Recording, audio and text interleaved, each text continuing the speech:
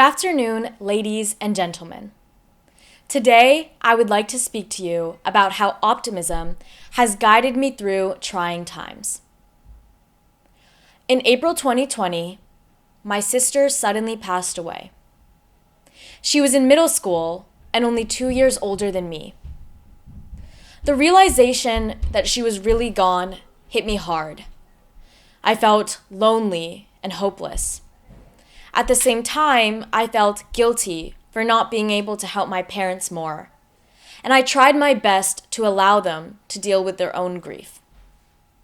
The pressure on me to take care of my younger brothers and myself quickly felt immense, leaving me with little room to digest my own feelings.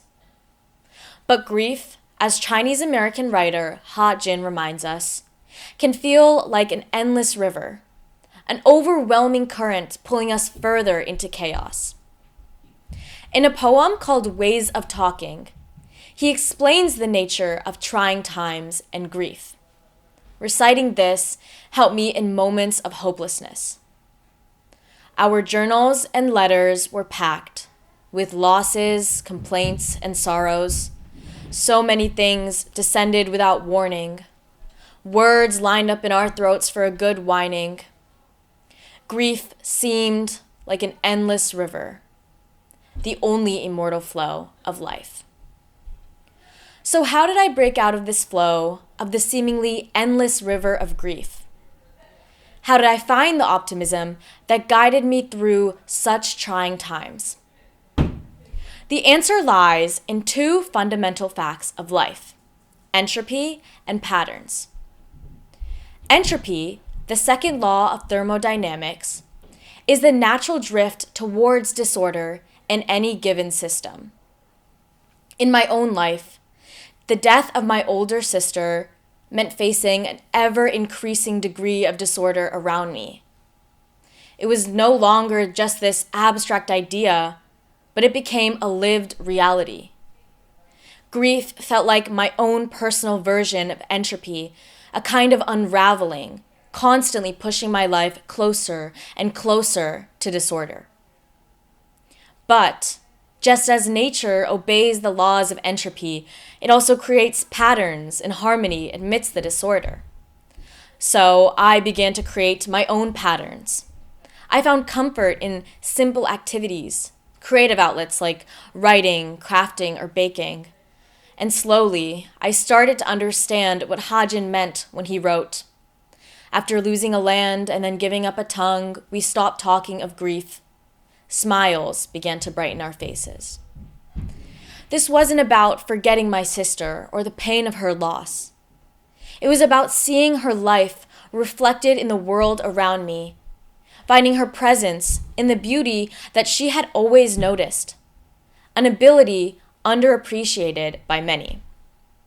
Once, when a bee landed on my nose when I was in the 2nd grade, my sister just laughed it off and told me that it must have just mistaken me for a flower, a fun and whimsical thought that transformed the encounter into something profound rather than frightening. This ability to see beauty and positivity in the ordinary was one of my sister's best traits, and something so important to my own mindset when it comes to embracing optimism. I have consciously put an effort into emulating this trait of hers, seeing beauty and positivity in the midst of chaos. That is optimism. Sunflowers were my sister's favorite flower. Recently, I planted them with my dad. And as I watched them grow, faces stretched up to soak in the sun, long stems strong and healthy, I was able to find solace in the fact that my sister had made such a deep impact on me and everyone else in her life in the short time that she had on Earth. An X-ray of a human lung reveals the striking similarity it holds to a branched-out tree.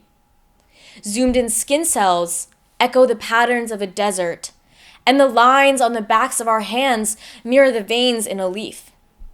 These parallels aren't just coincidence, but they're a reminder of our innate connection to the world around us.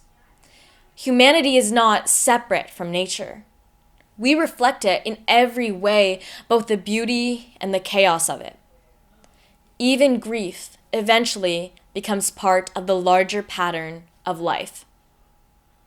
Ha-Jin captures this transformation perfectly. We laugh a lot at our own mess. Things become beautiful, even hailstones in the strawberry fields. Optimism is about embracing chaos. It's about finding beauty in the scars and meaning in the mess. My sister taught me that even in the most trying of times, there is light. Humanity's connection to the universe is undeniable. Like the infinite stars scattered across the night sky or the branches of a tree reaching for the sun, we grow through chaos and towards light.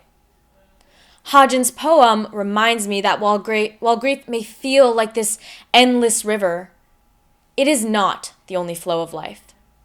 Our mindsets dictate where we go and what we do. Thank you for listening.